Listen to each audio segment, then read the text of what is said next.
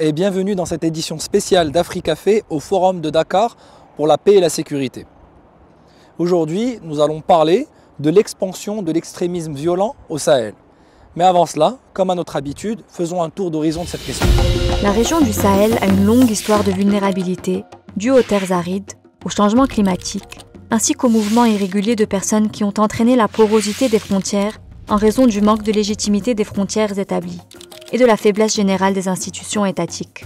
Dans ce contexte fragile et instable, les organisations extrémistes violentes ont étendu leur influence, leur ambition, leur capacité de nuisance, ainsi que leur portée géographique au Sahel, prolongeant un arc d'instabilité à travers une zone d'intérêt stratégique pour les pays d'Afrique de l'Ouest. Cette instabilité au Sahel résulte de 3 facteurs principaux. En premier lieu, la vulnérabilité des populations. En deuxième lieu, un terrorisme islamique de nature militante et transnationale. Finalement, la corruption et la mauvaise gouvernance.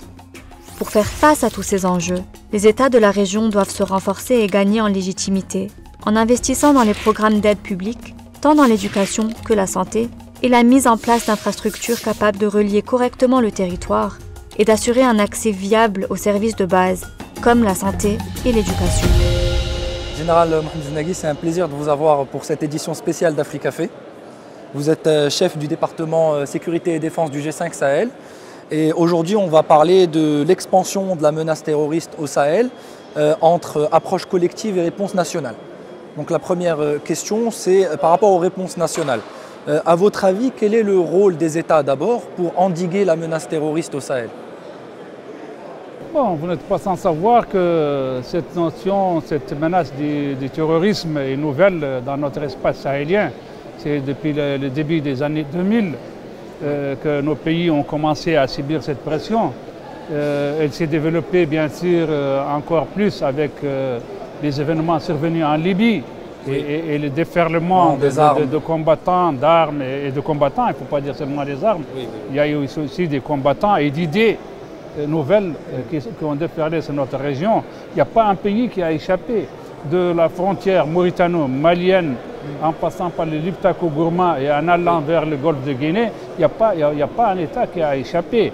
Donc la sécurité, premièrement, est un problème des États. Voilà. Le rôle des États. C'est un domaine de souveraineté. Oui, la sécurité est un problème des États. Mais une sécurité de ce point de vue, une sécurité à cette échelle, une sécurité régionale, elle ne peut que exiger une mutualisation ou une mise en commun ou une solidarité entre les pays. Bon, je sais que la lutte contre le terrorisme et la lutte contre l'insécurité est le rôle premier des États. Malheureusement, nos États n'étaient pas préparés à une telle situation. Au Sahel, je parle bien de nos États du Sahel, n'étaient pas préparés à une telle situation. Et nos moyens sont dérisoires par rapport à la déferlante que nous avons connue subitement. Les États ont travaillé, chacun comme il peut, et chacun a sa méthode. Certains États ont fait une approche sécuritaire qui a donné un certain nombre de résultats pas toujours très satisfaisants. D'autres États ont fait une approche beaucoup plus globale. Je prends le cas de la Mauritanie, par exemple, qui a fait une approche globale touchant les structures de sécurité, les structures de défense, mais aussi l'esprit même de la déconstruction du discours idéologique terroriste, et tout en accompagnant avec des mesures économiques, des mesures sociales, des mesures de lutte contre la pauvreté et surtout un contrôle efficace et rigoureux du territoire national. C'est vrai, on a remarqué ça. Oui. Ça vaut ce que ça vaut, ça a marché pour la Mauritanie, ça ne veut pas dire que ça marche pour tous les autres pays, mais chacun peut s'en inspirer. C'est clair. Donc le rôle des États est primordial dans la lutte antiterroriste et contre la criminalité d'ailleurs organisée de toutes sortes. Mais vous parliez aussi de mutualisation des efforts, et je vais vous parler de votre organisation, du G5 Sahel. Ça a été accueilli favorablement, il y a eu beaucoup d'espoir par rapport à cette organisation, justement pour la mutualisation des efforts, l'interopérabilité des armées, pouvoir contrer l'ampleur de la menace terroriste, cette menace que vous avez décrite comme protéiforme, comme étendue sur tout le territoire. Après, on voit dans l'actualité que le G5 Sahel demande plus de financement, demande plus d'appui. Qu'est-ce que vous recommanderez? Qu'est-ce qu'on pourrait faire pour renforcer encore plus le G5 Sahel et ses initiatives régionales? Bon, écoutez, il y a eu le G5 Sahel à la création et il y a eu le G5 Sahel actuellement. La G5 Sahel est une idée extrêmement pertinente. Ah oui. À la création en 2014, le G5 Sahel est une idée extrêmement pertinente qui met en exergue le nexus développement-sécurité et qui a reçu un accueil très favorable de la communauté internationale et qui a fait de très bons résultats. Oui. Il est difficile de trouver une organisation régionale qui ait fait autant de réalisations que le G5 Sahel en si peu de temps. Oui. Malheureusement, dans la vie d'un homme, même dans la vie d'une famille ou dans la vie d'une organisation, il y a toujours des hauts et des bas. Avec ce qui s'est passé au Mali, les événements au Mali, les problèmes qu'il y a eu, le G5 a connu un certain nombre de problèmes institutionnels.